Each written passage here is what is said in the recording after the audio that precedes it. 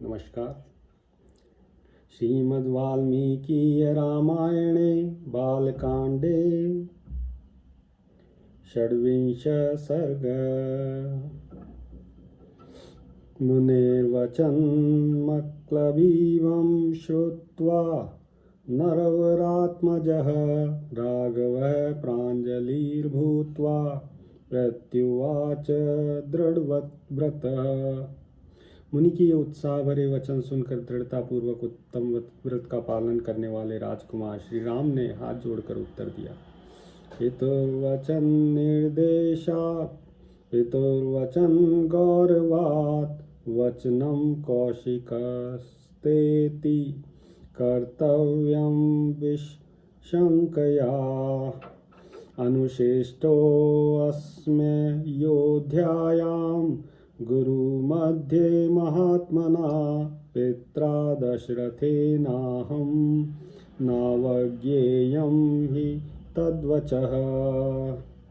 भगवान, अयोध्या में मेरे पिता महामना महाराज दशरथ ने अन्य गुरुजनों के बीच में मुझे यह उपदेश दिया था कि बेटा, तुम पिता के कहने से पिता के वचनों का गौरव रखने के लिए कुशिक नंदन विश्वामित्र की आज्ञा निशंक होकर पालन करना, कभी भी उनकी बात की अवहेलना ना करना। सोऽहं पितुर्वचः श्रुत्वा शासनाद् ब्रह्मवादिनः करिष्यामि न संदेह स्ताटकावधमुत्तमम्। अतः मैं पिताजी के उस उपदेश को सुनकर आप ब्रह्मवादी महात्मा की आज्ञा से ताटका वध संबंधी कार्य को उत्तम मानकर करूँगा, इसमें संदेह नहीं है। गो ब्राह्मण हितार्थाय देशस्य च हिताय च तव चैवाप्रमेयस्य वचनं कर्तुमुद्यतः। गौ ब्राह्मण तथा समूची देश का हित करने के लिए मैं आप जैसे अनुपम प्रभावशाली महात्मा के आदेश का पालन करने को सब प्रकार से तैयार हूँ। एवमुक्त्वा धनुर्मध्ये बद्ध्वा मुष्टिमरिन्दमः जाघोषं करोत्तीव्रं दिशः शब्देन नादयन्। ऐसा कहकर शत्रुदमन भगवान श्री राम ने धनुष के मध्य भाग में मुट्ठी बांधकर उसे जोर से पकड़ा और उसकी प्रत्यंचा पर तीव्र टंकार दी। उसकी आवाज से संपूर्ण दिशाएं गूंज उठी। तेन शब्देन वेत्रस्तास्ताटकावनवासिनः ताटका च सुसंक्रुद्धा तेन शब्देन मोहिता। उस शब्द से ताटका वन में रहने वाले सभी प्राणी थर्रा उठे। ताटका भी उस टंकार घोष से पहले तो किंकर्तव्य विमूढ़ हो उठी, परंतु फिर कुछ सोचकर अत्यंत क्रोध में भर गई। तम शब्दमभिनिध्याय राक्षसी क्रोधमूर्छिता श्रुत्वा चाभ्यद्रवत् क्रुद्धा यत्र शब्दो विनिसृतः। उस शब्द को सुनकर वह राक्षसी क्रोध से अचेत सी हो गई। उसे सुनते ही वह जहाँ से आवाज आई थी उसी दिशा की ओर रोषपूर्वक दौड़ी। तां दृष्ट्वा राघवः क्रुद्धां विकृतां विकृताननां प्रमाणेनातिवृद्धां च लक्ष्मणं सोऽभ्यभाषत। उसके शरीर की ऊंचाई कुछ अधिक थी, उसकी मुखाकृति विकृत दिखाई देती थी। क्रोध में भरी हुई उस विकराल राक्षसी की ओर दृष्टिपात करके श्री राम ने लक्ष्मण से कहा, पश्य लक्ष्मण यक्षिण्या भैरवं दारुणं वपुः विद्धेरं दर्शनादस्य भीरूणां हृदयानि च। लक्ष्मण, देखो तो सही, इस यक्षिणी का शरीर कैसा दारुण एवं भयंकर है। इसके दर्शन मात्र से भीरू पुरुषों के हृदय विदीर्ण हो सकते हैं। एतां पश्य दुराधर्षां मायाबल समन्वितां विनिव्रतां करोम्यद्य हतकर्णाग्रनासिकां। माया बल से संपन्न होने के कारण यह अत्यंत दुर्जय हो रही है। देखो, मैं अभी इसके नाक और कान काट कर इसे पीछे लौटने को विवश कर देता हूँ। न यो नामुत्सहे हन्तुं स्त्री स्वभावेन रक्षितां वीर्यं चास्या गतिं चैव हन्यामिति हि मे मतिः। यह अपने स्त्री स्वभाव के कारण रक्षित है, अतः मुझे इसे मारने में उत्साह नहीं है। मेरा विचार यह है कि मैं इसके बल पराक्रम और गमन शक्ति को नष्ट कर दूं। एवं ब्रुवाणे रामे तु काटिका क्रोधमूर्छिता उधम्य बाहुं गर्जन्ती राममेवाभ्यधावत। श्री राम इस प्रकार कह ही रहे थे कि क्रोध से अचेत हुई ताटका वहां आ पहुंची और एक बाँह उठाकर गर्जना करती हुई उनकी ओर झपटी। विश्वामित्रस्तु ब्रह्मर्षि हुंकारेणाभिभर्त्सय ताम स्वस्ति राघव योरस्तु जयं चैवाभ्यभाषत। यह देख महर्षि विश्वामित्र ने अपने हुंकार द्वारा उसे डांट कर कहा, रघुकुल के इन दोनों राजकुमारों का कल्याण हो, इनकी विजय हो। उद्धुन्वानारजो घोरं ताटका राघवा भुवो रजो मेघेन्महता मुहूर्तं सा व्यमोहयत। तब ताटका ने उन दोनों रघुवंशी वीरों पर भयंकर धूल उड़ाना प्रारंभ किया। वहां धूल का विशाल बादल छा गया। उसके द्वारा उसने श्री राम और लक्ष्मण दोनों को 2 घड़ी तक मोह में डाल दिया। ततो मायां समास्थाय शिलावर्षेण राघवो अवाकिरत् सुमहता ततश्चुक्रोध राघव। तत्पश्चात माया का आश्रय लेकर वह उन दोनों भाइयों पर पत्थरों की बड़ी भारी वर्षा करने लगी। यह देख रघुनाथ जी उस पर कुपित हो उठे। शिलावर्षं महत्तस्यः शरवर्षेण राघवः प्रतिवार्योपधावन्त्या करौचिच्छेद पत्रिभिः। रघुवीर ने अपने बाण वर्षा के द्वारा उसकी बड़ी भारी शिलावृष्टि को रोककर अपनी ओर आती उस निशाचरी के दोनों हाथ तीखे बाणों से काट डाले। तच्छिन्न भुजाम श्रांतां मध्याशे परिगर्जतीं सौमित्रिर्करोत्क्रोधा अद्धत्कर्णाग्रनासिकां। दोनों भुजाएं कट जाने से थकी हुई ताटका उनके निकट खड़ी होकर जोर जोर से गर्जना करने लगी। यह देख सुमित्रा कुमार लक्ष्मण ने क्रोध में भरकर उसके नाक कान काट दिए। काम रूप धरा सातु कृत्वा रूपाण्यनेकशः अंतर्धानं गता यक्षी मोहयंती स्वमायया। परंतु वह तो इच्छा अनुसार रूप धारण करने वाली यक्षिणी थी, अतः अनेक प्रकार के रूप बनाकर अपनी माया से श्री राम और लक्ष्मण को मोह में डालती हुई अदृश्य हो गई।